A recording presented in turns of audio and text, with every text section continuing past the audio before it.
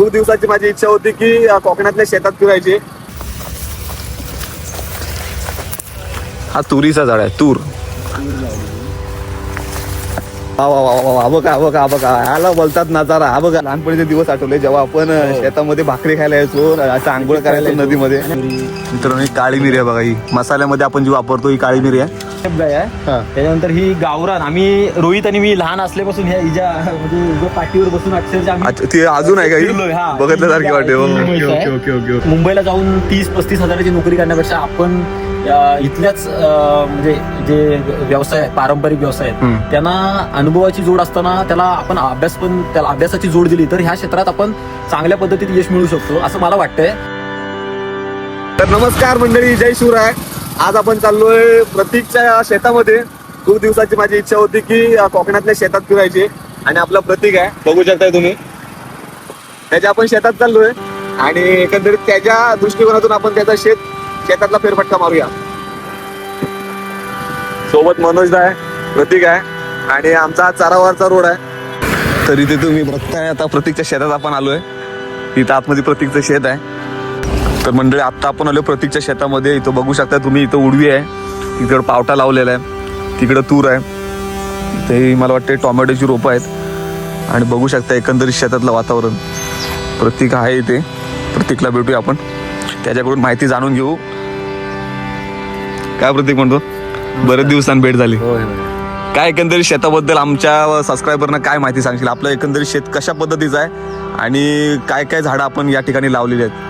आता सध्या तरी गोळकोटमध्ये तूर, पावटा आणि कडधान्य ह्याच गोष्टींवर सध्या गोळकोटमध्ये भर आहे. आणि इथली माती निसर्गाने एक नवीन असं पाणी, बिना पाण्याची जी शेती असते ते एक निसर्गानेच आपोआप डेव्हलप करून दिलेल्या गोष्टी. तर तीच पिकं आपण इथे घेतोय. कडधान्य होतात, पावटा होते, प्रामुख्याने ह्याच्यात पावटाच जास्त फोकस केला जातो. तर आपल्या शेतामध्ये पावटा लागवड केलेली आहे, तूर आहे. परत हा गवत जो दिसतोय तो नेपियर गवत आहे. तो गायींसाठी लावलाय. ओके. असं. आणि अजून कुठली जी नवीन आपण म्हणजे आंब्याची झाडं असतील किंवा काजू, चिकू असे काय लावलेले आहेत काय? आता आपल्या इथे चिकू आहेत आणि कलम आहेत. कलमाची थोडी झाडं कमी आहेत, पण चिकू आपल्याकडं लावलेले आहेत. ओके.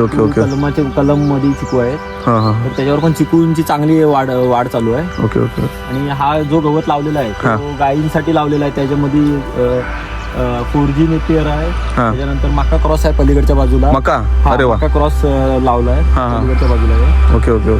आणि गायींसाठी हा खास चारा प्रोटीन युक्त असतो. हे आपण लागवड केलेली आहे. आणि आता सध्या आपलं कोकणात जी HF गाय आहे किंवा देशी गाय आहे त्यांच्यावर ब्रीडिंगवर काम चालू आहे. तर त्या अनुषंगानेच ह्या गोष्टीचा आपण लागवड केलेली आहे. त्याच गोष्टीवर आपण काम करतोय, ब्रीडिंग ह्या विषयावर. ओके. असं. आणि आता आपल्याकडे हा गायींसाठी म्हणजे आपल्याकडे आता किती गुरं आहेत किंवा काय? आता आपल्याकडे एकूण 6 गुरं आहेत. त्यातली 2-3 कालवडी आहेत आणि 2 मोठी गुरं आहेत. कालवडी बद्दल काय सांगशील? कालवड अशी आहे की उच्च म्हणजे जास्त दूध देणाऱ्या ज्या गायी आहेत, उच्च प्रतीच्या ज्या जास्त दूध देणाऱ्या गायी आहेत, त्यांच्यावर आपल्याला काम करायचं आहे. त्या म्हणजे जास्त गुरं न बाळगता एक थोडकीच पण चांगल्या क्वालिटीचे दर्जेदार दूध देणारी ह्या गोष्टींवर म्हणजे ह्या गायी आपल्याला पाळायच्या आहेत. मंडळी, एक ईर गाय म्हणून प्रकार आहे. ईरच गाय ना प्रतीक? गिर. तर आपण तिकडे बघायला जातोय. प्रतीक दाखवतोय आपल्याला. थोडं पुढे जाऊन बघून येऊया.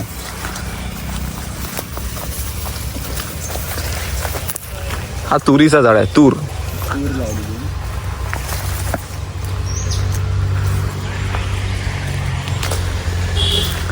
ईर गाय म्हणून आहे. इकडे पाणी आहे ना प्रतीक?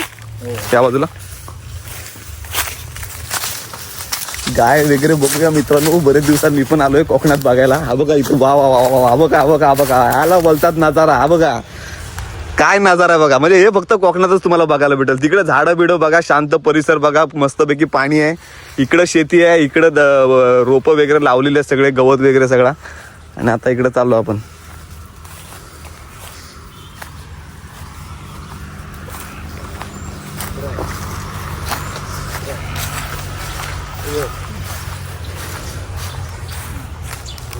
हो.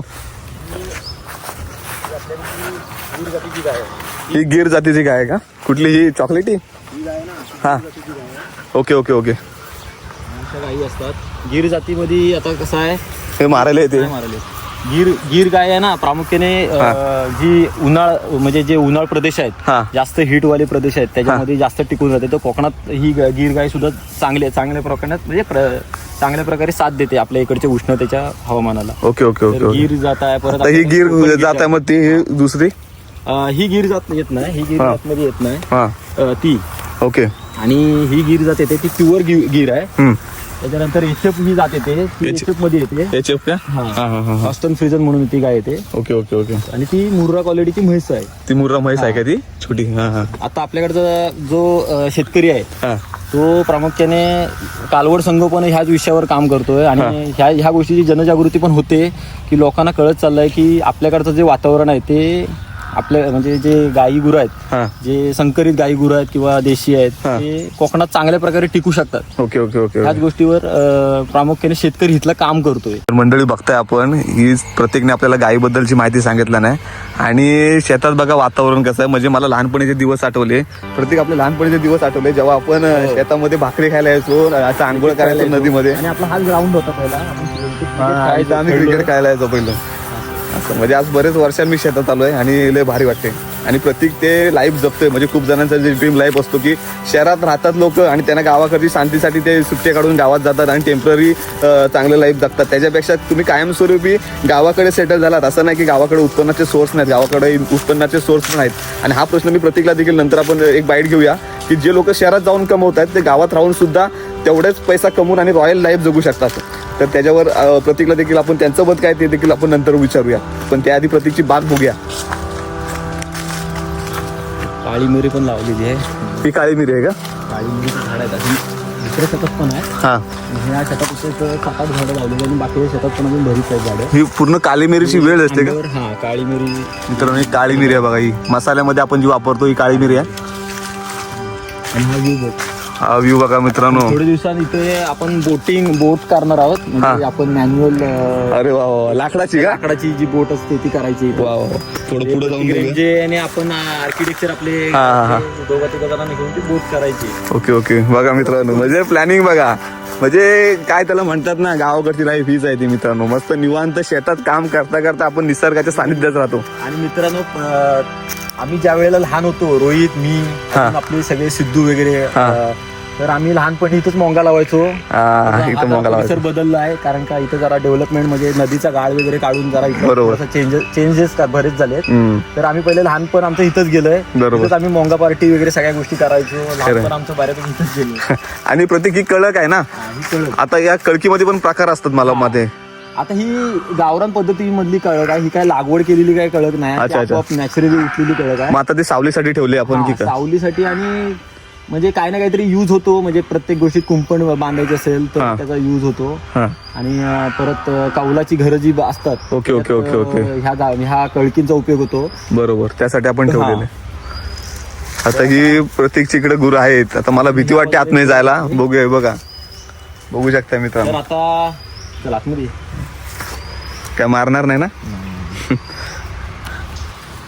बघा मित्रांनो किती मस्त वाटतं इथे येऊन. तुम्ही बघताय गाई गुरं आणि ही सावली. एकदम जबरदस्त वातावरण आहे. तर आतमध्ये जाऊया. आग पेटले. ही मच्छरसाठी ना, मच्छर नको चावायला म्हणून. बघा मित्रांनो म्हणजे कोकणातला माणूस असा आहे ना की प्राण्यांची देखील काळजी घेतली जाते. म्हणजे प्राण्यांना मच्छर चावू नये. आता इथं वासरू आहे लहान बघा. हे इथे आग लावलेली आहे म्हणजे त्याच्या धुरामुळे इथं मच्छर येणार नाहीत. म्हणजे इथपर्यंत लोक शेतकरी माणूस विचार करतो प्राण्यांचा देखील. शहरात तेवढा विचार केला जात नाही. बघा हे शिकण्यासारखं आहे आपल्याला. चला थोडं पुढे जाऊ. बघू शकता मित्रांनो. हा काय करत नाही ना. आता जी आपण मागाशी गिर गाय बद्दल बोललो होतो. त्याच्यानंतर ही एचएफ गाय आहे. त्याच्यानंतर ही गावरान. आम्ही रोहित आणि मी लहान असल्यापासून हिच्या म्हणजे पाठीवर बसून अक्षरशः आम्ही ती अजून आहे का? बघितल्यासारखी वाटते. Okay okay okay okay. हा अगदी आमच्या लहानपणापासून ही म्हैस आहे. बरोबर. आणि ही गाय आताच आम्ही रिसेंट घेतली आहे. EHF. हा ओके, मंत्रण बघू शकता. कॅपॅसिटी जरा जास्त असते इतर गायींपेक्षा. पण आपण दोन्ही गायींवर काम करतोय, HF वर पण काम करतोय आणि देशीवर पण काम करतोय. काय काही जणांना कसं A1 मिल्क लागतं, बरोबर. त्यामुळे काय काय जणांची मागणी A1 ला पण जास्त असते आणि A2 ला पण जास्त असते. तर आपण सगळ्या प्रकारचे गायी म्हशी ठेवण्याचा प्रयत्न करतोय. आता ह्या गायीचं दूध कमी असलं ना, म्हशीचं दूध कमी असलं तरी ह्या म्हशीचा म्हणजे जी दुधाची फॅट एसिनप आहे त्याचा कंटेंट जरा जास्त लेवलचा आहे. म्हणजे जरी कमी दूध देत असली तरी तिचा फॅट एसिनप एक अगदी 10 पर्यंत फॅट जातो. ओके. 8 बरोबर. साधारण हिचं वय किती असं, किती वर्षाचे? कारण लहानपणापासून म्हणजे खूप वर्ष असतील. तरी 18 ते 20 वर्षाची असणार आहे. होय का? हा, तिचे जवळजवळ अरे बापरे. 10 वेद झाले. हा. बरोबर. दूध कमी देते. आणि आता हा वासरू गुणाचा आहे मग? हा वासरू तिचाच आहे. होय का? बघा मग. आणि हा पण ही मुर्रा क्वालिटीची म्हैस आहे, जी शक्यतो हरियाणा पंजाब मध्ये प्रामुख्याने तिची ओळख आहे. हरियाणा पंजाब मध्ये ह्या प्रदेशात आढळते. तर ही मुर्रा क्वालिटीची म्हैस आहे. ओके. हिची पण दुधाची कॅपॅसिटी चांगली असते आणि दर पण चांगला मिळतो या म्हशीच्या दुधाचा. तर आपण ही कालवड घेतलेली आहे. कालवड. अशा पण कालवडी मागच्या वेळेला मी जवळजवळ 3-1 हजारला कालवड घेतली होती. ती मी मला किंमत 1,05,000ला मी ती सेल केली. होय का? हा, 2 ते 3 हजारात घेतलेली कालवड एवढी सेल केली. आता मी छोटे छोटे घेऊनच मोठे केले, कारण लगेच मला बाकीच्या कामांमुळे पण ते अटॅच करायचं असतं, त्यामुळे मी हे करतो असं. आणि आपल्याकडे शक्यतो कच्चा माल आपल्याकडे बराच आहे. कच्चा माल म्हणजे ह्यांचं जे फीड आहे ते आपल्या शेतात तयार होतं. ओके. तर म्हणजे जर पावटा असेल, तूर असेल, त्याचा जो रॉ मटेरियल नंतर तयार होतो बरोबर काढल्यानंतर, तर त्यातनंच आपण ह्यांचं खाणं पिणं सगळं मॅनेज करतो. त्यामुळे असा वेगळा असा काही खर्च नाही आहे की स्पेसिफिक मी असं विकत आणतोय. सगळं आपल्या इथं हे करून हे केलं जातं.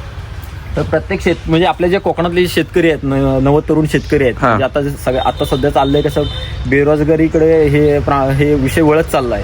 बेरोजगारी वाढत चालली. तर मुंबईला जाऊन 30-35 हजाराची नोकरी करण्यापेक्षा आपण इथल्याच म्हणजे जे व्यवसाय आहेत, पारंपरिक व्यवसाय आहेत, त्यांना अनुभवाची जोड असताना त्याला आपण अभ्यासाची जोड दिली तर ह्या क्षेत्रात आपण चांगल्या पद्धतीत यश मिळवू शकतो असं मला वाटतंय. आता प्रत्येकाची मतं ही वेगवेगळी असतात, पण आता काय जण लोकांचा ह्या गोष्टीत थोडासा वेगळा दृष्टिकोन आहे की ह्या धंद्यात काम करणारी माणसं आहेत, किंवा म्हणजे गाई पालन असेल, शेण काढणे असतं, या गोष्टी आहेत, त्या गोष्टीमुळं थोडेसे शेतकरी ह्या व्यवसायाकडे वळत नाहीत, किंवा त्यांच्या घरातलेही जे असतात ते ह्या गोष्टीकडे तरुणांना वळवून देत नाहीत. बरोबर. पण ह्या गोष्टीत खरोखर आल्यानंतर आहे ना, फायदा असा आहे की आपल्याकडे सगळ्या गोष्टी इथं मिळत आहेत, तर त्याचा आपण फायदा करून घेतला पाहिजे. आपण इतर ठिकाणी आपण त्यांची चाकरी करण्यापेक्षा आपण हे जर केलं तर आपल्याला ह्याच्यात 100% यश आहे.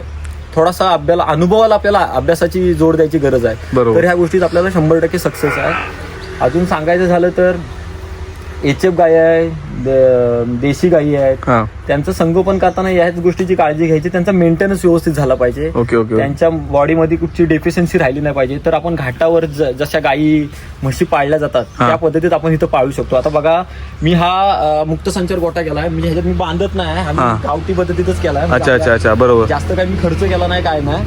तर ह्याच म्हणजे तारेची कुंपण नाही, काय नाही, नॉर्मल करून ठेवलाय. आणि ही गाय लहान असताना मी त्यांना सवय करून ठेवले की मुक्त संचार गोट्यात राहण्याची. ओके. लहानपणापासून त्यांना पाहिजे तेव्हा ते पाणी पितात. अरे वा. हे मस्त केलं. त्यांना काय फोर्स नाही करायचा, म्हणजे आता हिला बांधलेली नाही. अरे वा. त्या म्हशीला बांधून ठेवले, कारण तिला सवय नाही, तर हे बरोबर, यांना सवय झाली. तर मित्रांनो, ह्या क्षेत्रात डेअरी फार्मिंग ह्या क्षेत्रात गोट्यावर खर्च न करता आपण चांगल्या प्रकारच्या ब्रीडवर कसा खर्च किंवा लक्ष त्याच्यावर देता येईल, त्यातूनच ह्या व्यवसायात यश मिळणार आहे आपल्याला.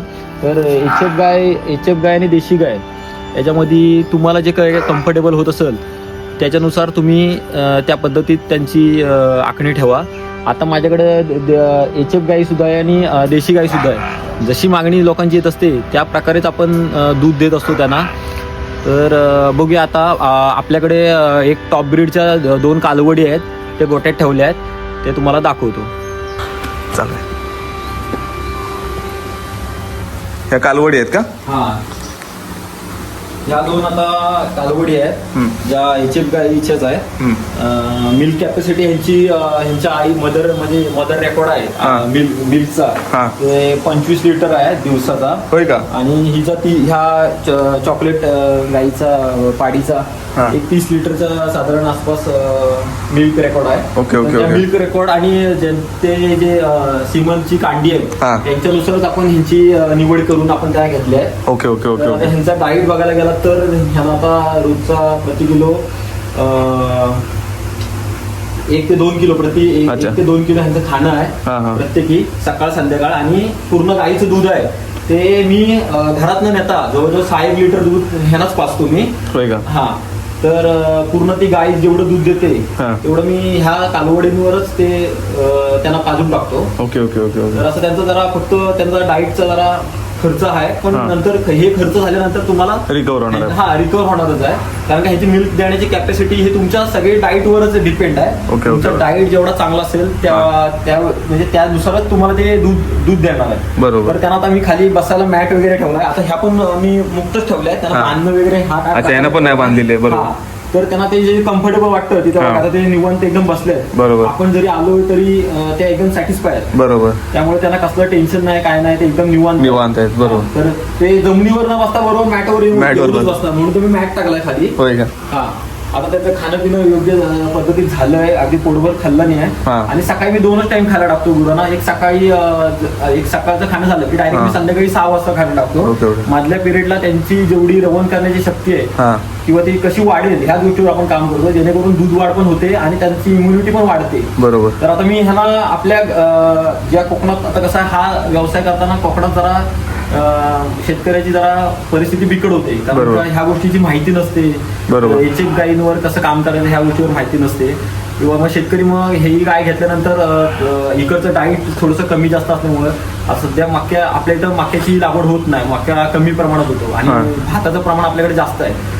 तर भात पीक आहे त्याच्यातनं जे पेंडा जे हे गवत येतं ते गवत न घालता आपण इकडचे जे पिकं आहेत म्हणजे आता तूर पावटा आहे ह्या गोष्टीवर आपण ह्याला खायला देतोय. म्हणजे गोळकोडा हा प्रकार जास्त पिकांचा आढळतो. Okay okay.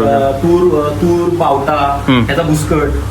तर आपल्याकडे हा गोळकोडा चांगला व्यवसाय जास्त होऊ शकतो. लाईट वगैरे सगळं करून घेतला आता मी ह्याला कलर काम हे असं काही केलं नाही. मी ह्याला चुना वगैरे मारलाय जेणेकरून इथे कुठचे असे कीटक बिटक येऊ नयेत. बरोबर.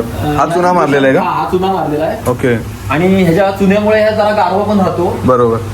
आणि असं सगळं आपण सेटअप केलेलं आहे. छोटासा आहे मोठा नाही पण इथे जरा पाणी भरण्याची जरा हे भरपूर असते. पाणी जवळजवळ इथं ह्या लेवलला पाणी जातं. तर मागचा जो 2021 जो पाणी भरला होता ती हित होती पाणी म्हणजे पाणी इथपर्यंत होतं. Okay okay okay. बापरे. मग थोडासा हा पण प्रॉब्लेम आहे. बरोबर. 3 महिन्याची कालवड आहे. आता हे दोघं सोबतचेच आहेत? दोघं जण सोबत म्हणजे हा दुसऱ्या गाईचा आहे. अच्छा अच्छा. दुसऱ्या गाईचा आहे पण त्यांची जोडी चांगली जमली आहे. जोडी चांगली जमली आहे. त्यांचा मेंटेनन्सच चांगलं म्हणजे केलेला तर आपण ह्या गोष्टी HF गायींवर आपण कोकणात चांगल्या पद्धतीत काम करू शकतो. बरोबर. पण जास्त आपल्याकडे खाद्य जरा मागे पुढे त्याच्यामुळेच हा जरा विषय अडचणीचा होतो. Okay okay okay.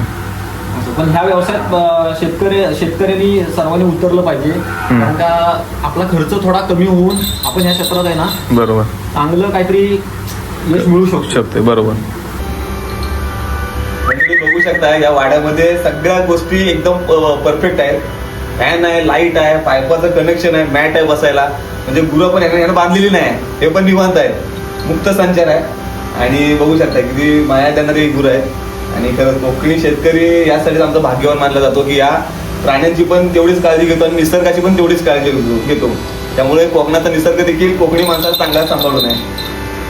प्रतीक हा फक्त शेती व्यवसायावर अवलंबून नसून तो इलेक्ट्रिशियन किंवा जे सोलार पॅनल जे बसवतात त्याची देखील तो कामं करतो. आणि आत्ताचा शेतकरी आधुनिकतेकडे कसा वळेल म्हणजे शेतीमध्ये एवढे तंत्रज्ञान झालंय अवगत झालंय की ते प्रत्येक शेतकऱ्यापर्यंत कसं पोहोचेल यासाठी तो मदत करतो किंवा त्यासाठी तो मेहनत घेतोय. तर हे खरंच वाखाणण्याजोग आहे आणि त्यासाठी आज खास मी वेळ काढून प्रतीकचा हा अनुभव शेअर तुमच्यासोबत करतोय. तर ही व्हिडिओ जर तुम्हाला आवडली असेल तर नक्कीच चॅनलला सबस्क्राईब करा आणि अशाच माहितीपूर्ण व्हिडिओसाठी रोहित खापरेला बघायला विसरू नका.